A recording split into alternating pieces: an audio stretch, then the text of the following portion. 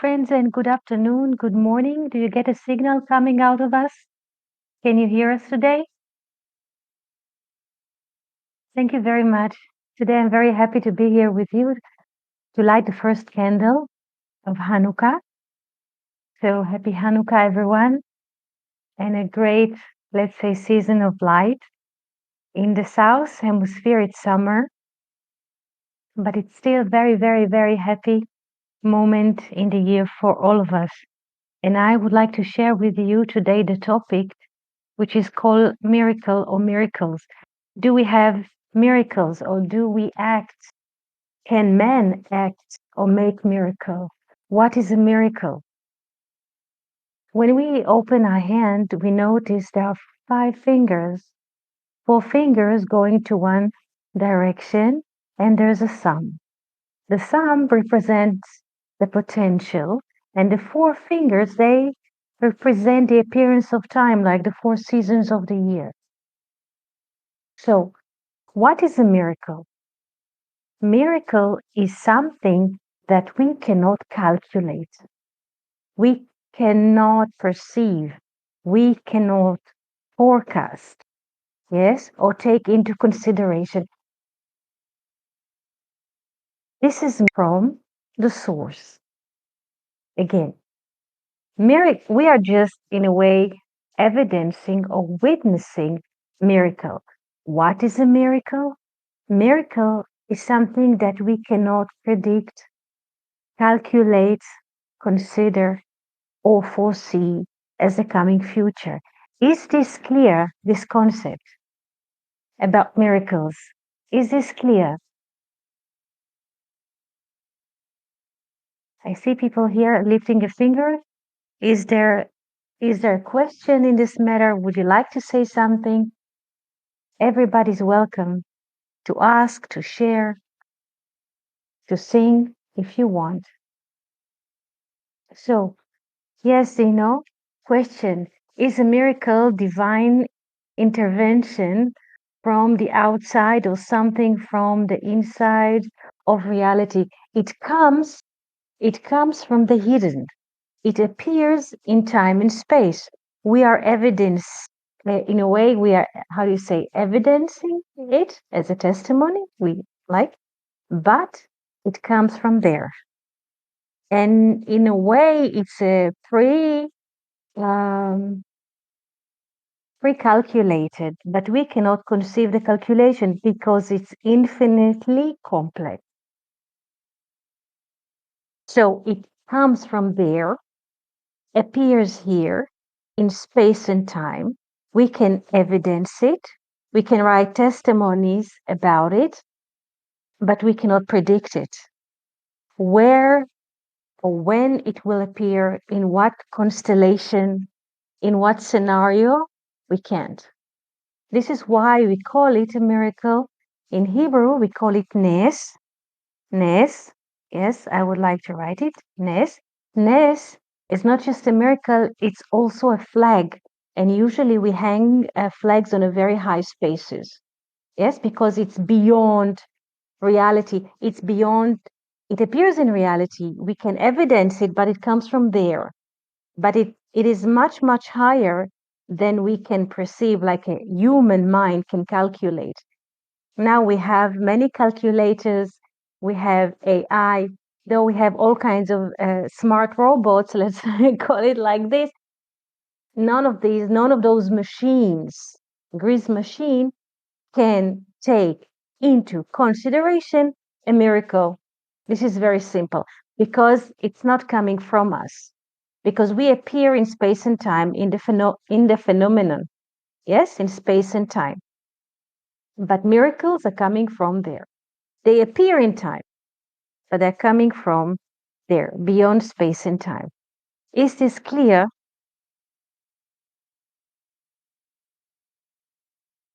Since miracles are coming from there, this is quite interesting because we celebrate Hanukkah as 8 days, lighting day by day another candle.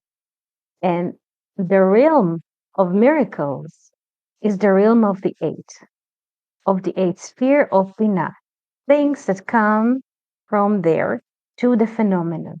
7 is what we can experience in space and time. 7, Sheva in Hebrew. Yes, Sheva. It rhymes with Teva. Teva is nature, or Teva. We can go along with it. Sheva, Teva. 7 is what appears like nature, like the 7 days of the week, or like the appearance of nature. But beyond this, we cannot perceive. Shmone, yes, 8. In Hebrew, Shmone, this is also the letters of Shemen, oil, but also the letters of Neshama. What comes from the realm of the soul, nobody can predict or calculate because it's inconceivable. This is very simple. This is inconceivable. So this is the 8th sphere of Bina, because when we count from the bottom, from Malchut, we count 10 spheres up, we reach at Bina, or the mother. We call it the mother or understanding. Yes. 8 is a variable that cannot compute. Very good, Zeno, because exactly, because infinity standing up, very good. We cannot take infinite into our calculation. This is very, very simple, and we can see this with our own eyes because the way we write the digit 8 is just vertical, yes, infinity sign, and we cannot take it into calculation, not even as glasses.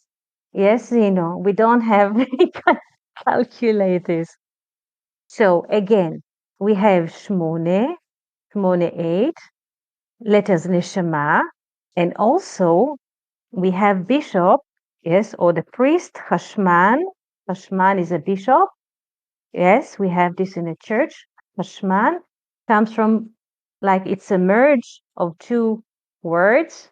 Plet is 8. Plet is 8, yes.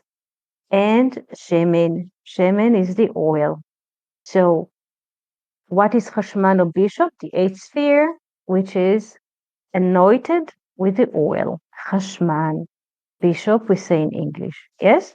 Hashman, Shemen, bishop, priest, understanding, and so.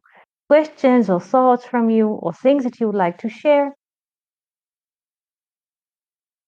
So, in the 8th day, or the realm of the 8, or the realm of infinity, this is where, or this is, I would say, the triangulate domain where miracles are coming from, which is Binah, Chokhmah, wisdom, understanding, and Crown Keter, infinite. This is the upper triangle. Upon it, the Bible says, and the hidden to the Lord our God, and the hidden, the revealed is to ourselves and to our sons, meaning sons not biological but understanding, banim havanot, but hanistarot, the hidden, LaHashem Elokeinu, to the Lord our God. This is not for us to conceive. Only when there's a need in time that miracle appear or manifest, we can evidence the miracle or the manifestation of infinity here and now. Reminder, you can raise your band clicking on the hand icon if you want to speak. Yes, thank you. Fernando, Marie-Louise von Franz wrote a book where she explains that for ancient people, after some few numbers, these people only speak in relation to the following numbers as many or infinite, because it refers to a frame of thinking that is not good to count because it belongs. Yes, this is it. Yes, there is a limit. Yes, for us, it's not good to calculate so much. Yes. We just incapable. We have to admit, and it's good that we are incapable because this is our realm, not to be able to calculate infinitely because there is no need, because there is a divine calculation which is never getting tired. We're getting tired. We need to rest, to take a nap, to take a walk. Yes? What is the realm of God? This is His. Not being a, yes, yes, not cunning like kind. Very good. Very good. Very good. That's true. That's true, Zeno. And this is what happens, or in a way, marks the eight, the Shemen. Shemen also. And this is what marks the heaven because Shemen is oil. Yes, Shemen is oil in English. But Shemen is also the value of Shemaim, heavens. Yes, Shemen is the eighth sphere. Shemaim, heavens, has the same value of Shemin 390. Yes, 390, which is 3 times 13, love and 1. 3 times 13, love and 1, because 13 is the value of love and the value of 1 in Hebrew. Yes, yes, 39, excellent, Fernando, is Yod, Hey, Vav in its feeling. Yes, Yehu, the spirit in the feeling. This is Yehu, Yod, Hey, Vav, and this is the feeling of Yehu, Yod, Hey, Vav, and this is gives us in a way 39. Yes, or Tal. Tal is dew, or the dew of resurrection of the dead. I will speak about it now. Yes, yes, this is the feeling when the spirit fills the vessel. This is 39 or 390. Yes. So why do we anoint people with oil? Or why the Bible speak about the resurrection or the dew that can resurrect the bones of the dead, not in a plastic way. This is just an image. This is a symbolic speech. Why the dew? Because it doesn't come from here. The dew, tal, does not come from here. It appears here, but it doesn't come from here. But it can still make, in a way, revolution. It can give life to a person who falls asleep or is in a bit on his way to do the daily life task like a robot, and suddenly comes from there a dewdrop. It's not a physical drop like we see in the morning. This is also in the phenomenon, but symbolic dewdrop comes from there. This is a drop coming from the spirit.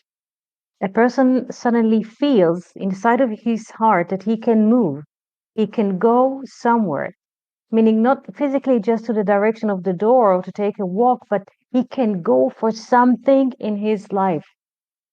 It's not just, we say, couch potato, drinking beer and another basketball game and just moving between the channels. Yes, wasting life. Yes, humans cannot create you if only need to collect or recognize its presence. Yes, that's correct. Yes, yes, we cannot create you because it's not, it's not in our hands. This is very beautiful saying, Fernando. We cannot produce it. Man cannot produce dew. Dew doesn't come from the sky rain or from the earth. Very good. Very good. It does not come from the sky, no, from the earth. It comes from between. That's correct. That's correct. Beautiful saying. There's a beautiful poem in Hebrew says, a dew from Gilead mountain, Tal Mehar Gilad. Tal Mehar Gilad. Gilad, the chain of mountain called Gilead, or Gilad is from the east side of the Jordan River. And a beautiful Hebrew poem says, I shall bring you, this is a beautiful, I would say, dialogue between two lovers. And the man says to the wife, I shall bring you the dew from the Gilead mountain, which is beyond the river, the Jordan River. Like we were saying in our lessons, that the Jordan River is not just a geographical, in a way, border between Israel on the west or the land of Canaan and, let's say, the other countries. This is also a mental barrier between the physical dimension and the soul dimension. Gilead, in a way, represents the three upper spheres. Yes, wisdom, understanding, and infinite. This is why he says in this poem, Tal mehar Gilad avilach, I shall bring you dew from the Gilead mountain, my sister bride. This is how he calls her, like in a Song of Songs, Achoti Kala. Yes, this is how I shall bring you dew, something that no one can produce, but I can do something which is impossible and bring you dew from there.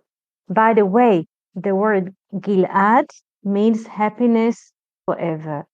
Gilad, when Ad is infinite and happiness forever, Gilead, the mountain Gilead means happiness forever. This is also the border between Jacob and Laban.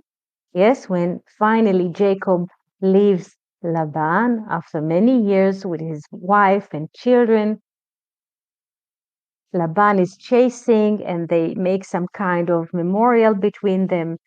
And Laban calls this memorial Yagar Sahaduta, and Jacob calls it Galed. It's a different pronunciation, but it is the same letter. Galed, yes, Galed, yes. This is the border. In a way, we could say, even symbolically, between the light and the vessel. This is a very, very interesting take, which is not historical and not, I would say, religious, but a more metaphysical concept of Gilad and Galed. Any questions or thought that you would like to share at the moment about Hanukkah, about the birth of the Mashiach, about Christmas? Everything is open. About a book that you were reading lately, what happened to you this week, things that you would like to share. I shall be happy to hear you or to see your writing.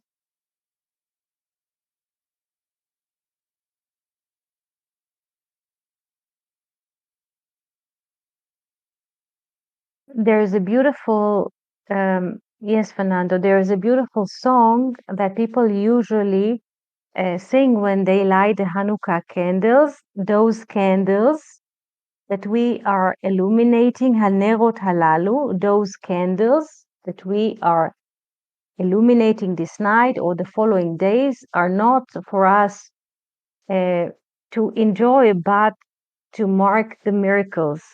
Yes, whenever we light a candle, is for the miracle to come. Yes, we light the candle upon the miracles to remember there is a miracle, to remember that we cannot do everything. Because what people are trying to do all the time is to improve themselves. They take another course, they take another coach, they run in the morning, how do you say, call it jogging, they take yoga lessons, they take diets, they go to how do you say, plastic surgery um, procedure, they inject Botox, they inject amphetamines, they go to parties, they smoke things, they try to curb what is impossible from themselves. And this is not the course that we should walk in because people try to improve their physical appearance or dimension. Yes, self improvement movement. Yes, yes. People become very fascist about it because they know every moment what they're going to eat, what they're going to drink, how they're going to dress, how they're going to make up, how many meetings they have per week with a plastic surgeon or a Botox injection, and so on. This is a very dangerous course. Yes, yes. And people think that they control their lives, that they can manage their lives. and they think that they are responsible. We are educated also like this, that we are in control, get your life under control. Yes. And yes, and you're responsible. And if you're not responsible, you shall get punished. And so this is how society tames. It's subjective, but it's not so because we are not responsible. Yes, we did not create ourselves. That's why we're not responsible. It's very simple. But people somehow cannot live with it. So they say you are responsible for something. We are not responsible. Responsibility, אחריות, אחריות, I repeat because this is a very interesting idea and important. אחריות, responsibility, comes from אחר, the other. Like there's another source in this life. Like there's saying there are two gods or two sources. This is impossible. So we're not in control, and a person, it doesn't matter who, president, mayor, every person, woman or man in position, they are not in charge of everything. They cannot calculate everything. Everybody's equally don't know what's going to happen the next moment. It's easier to blame the other or ourselves than accept our own insignificance. Equally zero. Yes, we are equally zero. It is very simple. And while we admit that we are equally zero, something miracle happens. Suddenly the load that we feel that we are, so to speak, taking upon our shoulders disappears, and we can experience a moment of happiness or a moment of joy.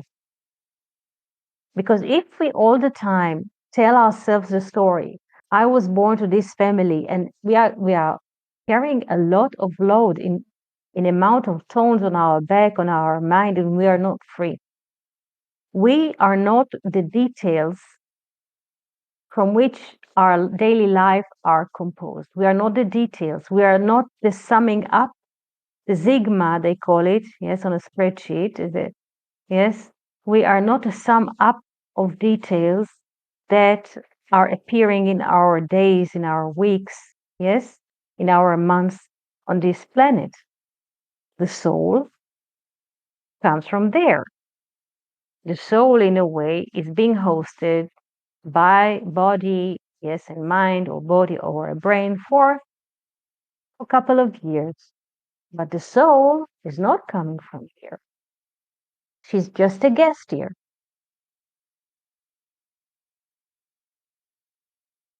And we are not responsible because it is impossible to any creature that has been ever created to calculate infinite complex calculations. This is not in our hands. This is not in our mind. Yes, we live every, how does the song say? Life is to live every day by the hour. Thoughts are not needed. They don't give much power.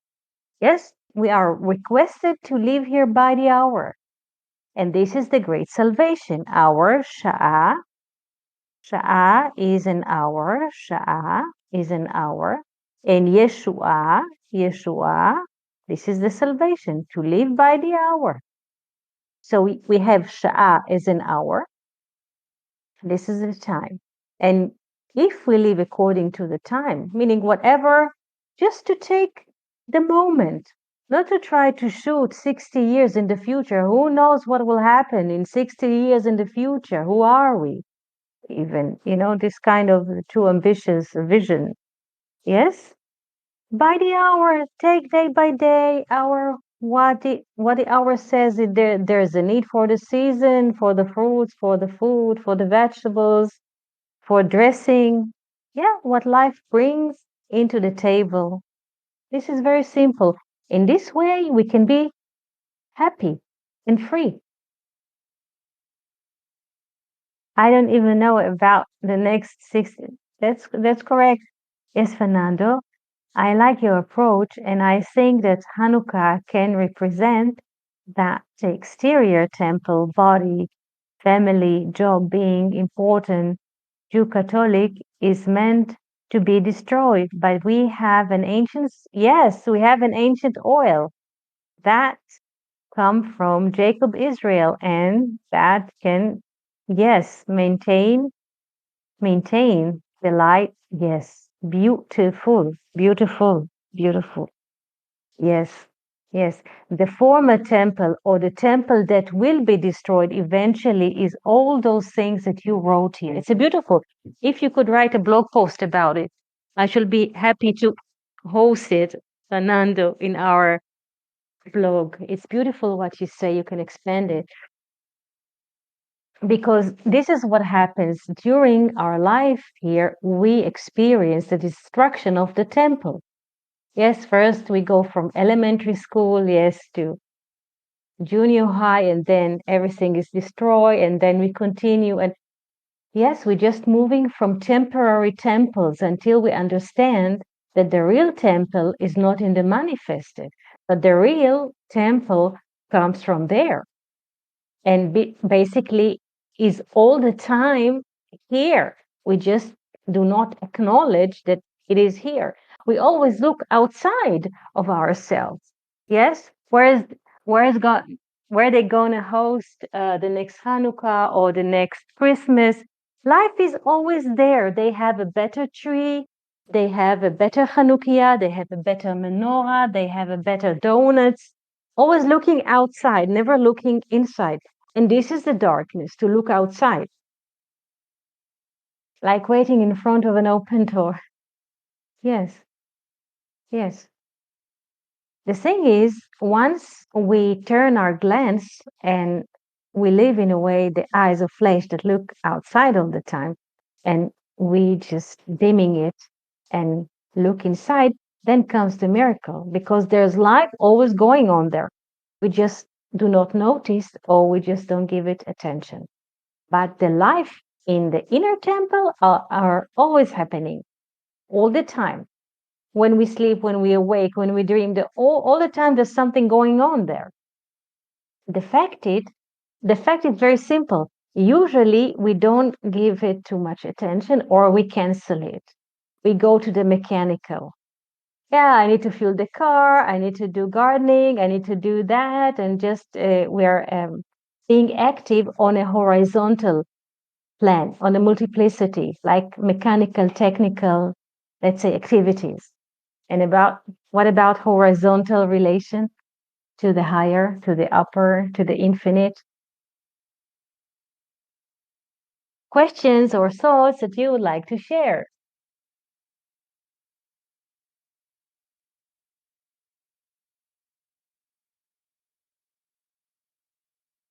There is a beautiful line in the song of Hanukkah song says, Na'asa Hanes, the miracle has been done. Na'asa Hanes, the miracle, La Shoshanim, to the lilies. And the sages are saying it's not that the miracle has been done to the lilies, Shoshanim, ela, try to read the word Shoshanim, ela, Sheshonim, those who learn.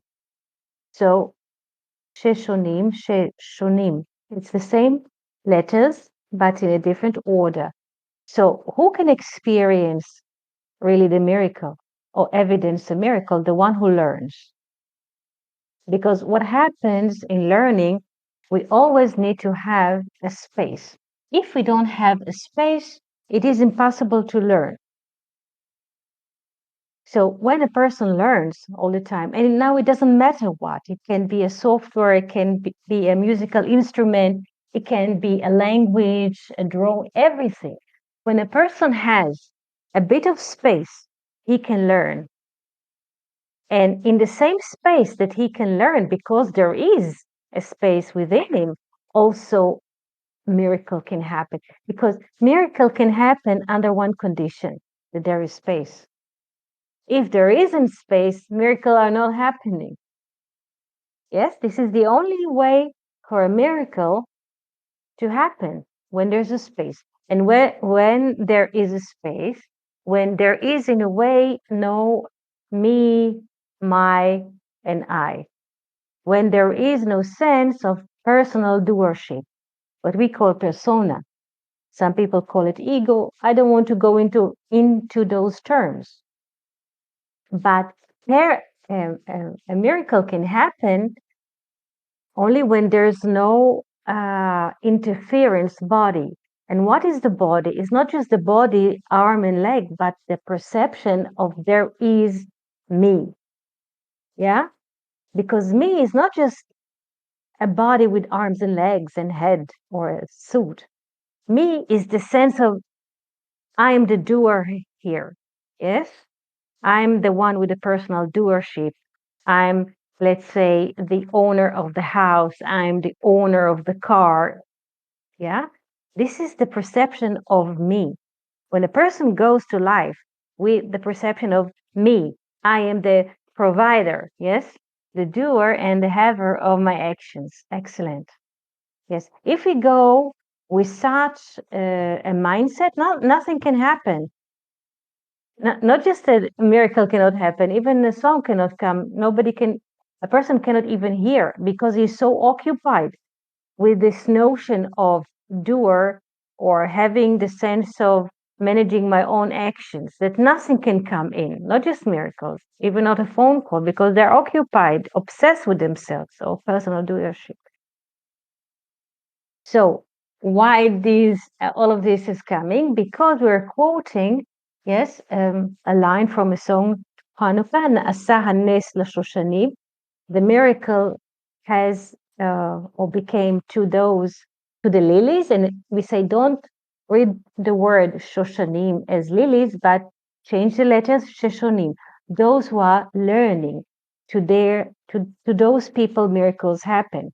Why? Because those who are learning have a space. And when people prepare a space, new things can come as learning and miracles. This is simple. Question, thoughts? Yes, and I would like to explain the word Hanukkah. Hanukkah, yes. Hanukkah in English, Hanukkah in Hebrew. Hanu, they part, they stop the battle. Hanu is to part, but also there's another, but I will take it one by one. Hanu, cafe. Cafe Ka is 25, or also the dimension of the temple, as we learned from Weinreb. So when the battle stops, or the Maccabee, they had their wars, yes, but the battle stops, or the struggling stops in the notion of the temple. This is one way to put it, because 25, this is the dimension of the diagonal in Pythagoras triangle. 5 times 5, this is 25, the dimension of the temple. So Hanukkah, they stop or they part in the temple, but another way to put it, Chen, Chet Nun, this is Chokhmat Anistar, the hidden wisdom. Yes, the hidden wisdom is in the temple.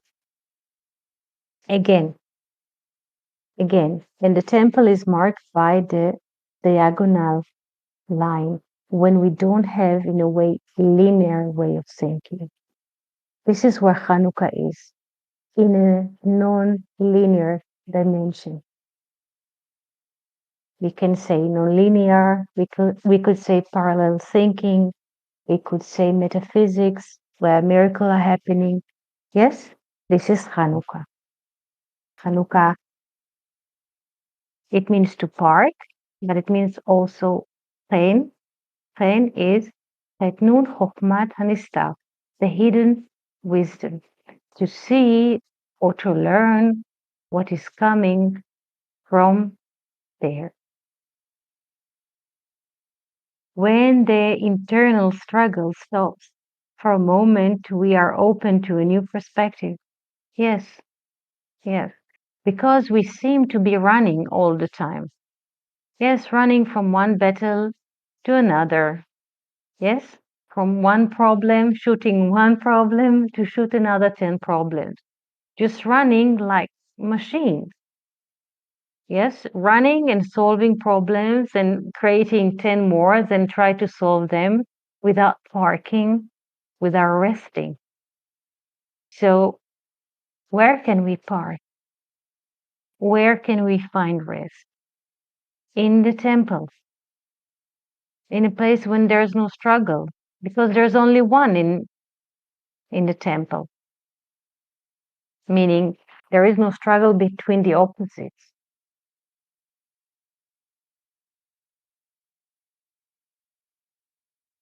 So the temple is not a physical, no, no, no. The temple is not a physical place nor a physical dimension.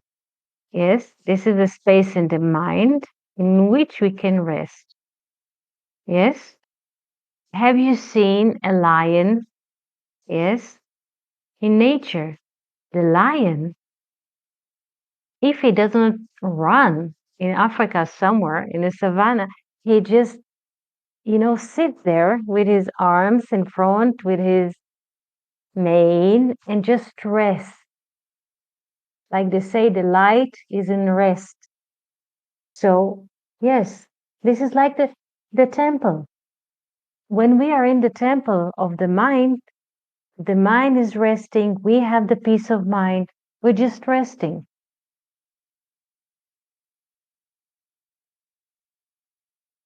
Most cats do this. Nothing. Yes, they just like to rest. Yes, it is interesting because Khatul, cat, yes, it is from Hatchala, from beginning. Yes, the root of Khatul, cat, is beginning. And the beginning, in a way, where everything begins with a rest. Also, this is interesting. When we begin our day, just everyone will contemplate and see how does he or she start a day. Do we start our day with a notion of rest or grace, or the moment we notice the time, we're struggling already from the bed out before we even wash? Already, the mind is tackled with many things that we have to do, list to cover, errands to run for. And then already before we're in the bathroom, there's second, let's say fourth world war is happening because the mind is being bombarded with thoughts. So how do we start a day? When the day is over? Yes, yeah, the day is over before it begins. Yes, before you even went to the kitchen to make a coffee, it's over. Yes, 10 years of war has crossed us before we even approach the kitchen. So, also, it's interesting to look at our activity during the day and to notice during the day, each and every one of us crosses different moments, and there are moments of struggle. We cannot deny, but to notice that it is happening and to let ourselves rest and to understand that at the moment a struggle is crossing me and I let it cross me, but it's still not me. It is very important to notice that we can experience many moments in the day: discontent, anger, sadness, all of those appearances in a phenomenon. But this is not who we are. This is not who the soul is. Yes, the soul is happy and content and in peace all the time. If we experience, let's say, stress, hardships, sadness, anger, sorrow, this is all those names and descriptions are coming from the body dimension, meaning from space and time. This is not who we are. We can experience sadness. We can experience sorrow. We can experience hardships, but this is not who we are. We are infinite soul that visits on earth a lifespan. This is who we are, and we are content and happy where we are, which is infinite. Is this concept clear?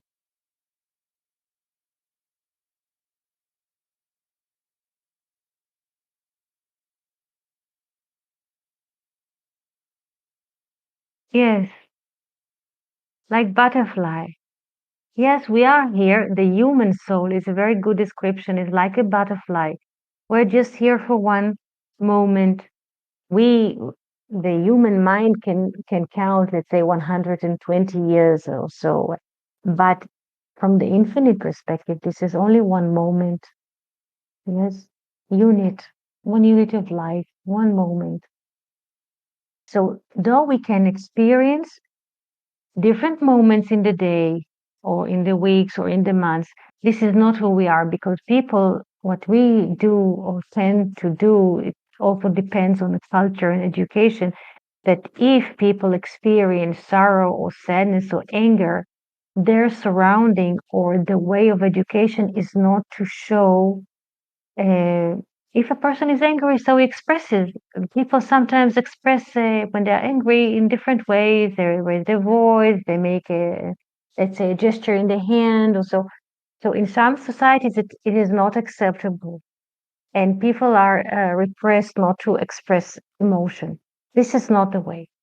So we can raise a voice sometimes, and we can make a gesture in the hand. So what? We just act like waves in the ocean for the moment and then we move on.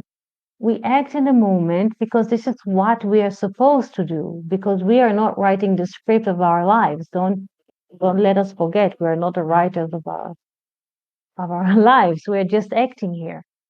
So if there's a need to say something, we say and then we continue. And if we just let's say go with it, we don't develop a grudge. A grudge happens when we don't accept what is happening. Let's say there is a beautiful part in Fernando Sander's book of Carl Jung in which Andre was reading. There was a text that Carl Jung says there was a conversation between a person and let's say in a spirit something was happening and he described it.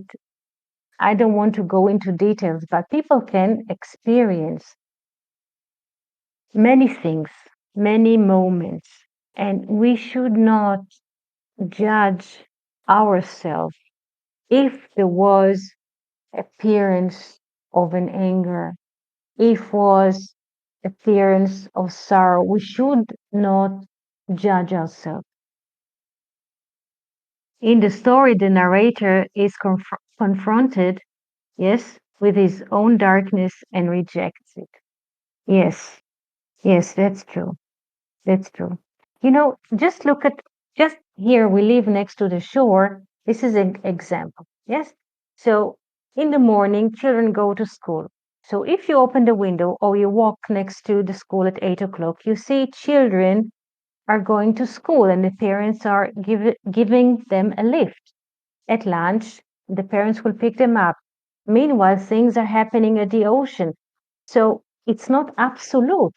In every time or in every hour of the day, when you look through the window or when you are walking down the street, we shall evidence different scenes or different appearances. They're not absolute. Also, our emotions, yes, or experience, they're not absolute. And another thing, we are not the owner of sadness. We are not the owners of the phenomenon that we are experiencing. This is not who we are, who are experiencing those phenomena. This is not who we are.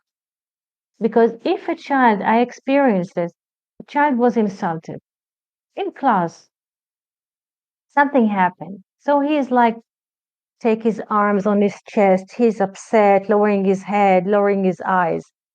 And people, not a good person, will tell his child, hey, you are sad or you are nervous with the finger. No, you don't have to call it Zafan. Zafan is a person who is all the time in anger. So you don't point a finger at a child who was hurt and say, he is an angry child. No, that for a moment he experienced this unpleasant feeling, but we don't call people names and give them the descriptions because a person can experience grief. People can experience grief and happiness, but we don't give them names. He is the griefer because he grieves. We all of us experience, we're humans. We all of us have different variants of yes. Uh, during the days, during the weeks, we like flowers, like trees. We have all kinds of appearances. It's not that we define as he is angry man, he's Mr. Grief, and she is Lady Sadness, and yes, and because all of us we're like in a way one human. We are, let's say, 8 billion bodies on planet Earth now, but we are one human. Multi multiply it 8 billion times. So if a person's sad, we see on the bus somebody who's sad, we can understand because sometimes we also experience sadness. So it's very simple. But those moments that we are crossing through our days and nights, they are not defining who we us. Yes, they're not defining us. We experience different things, but it's not what defines us. We are just infinite souls who are visiting planet Earth. This is it. We're just guests here. And with this beautiful message, I would like to wish each and every one of you a happy Hanukkah, Merry Christmas, and we shall see you here or hear you here on Monday. Thank you so much, and shalom, shalom. Wish you infinite miracles.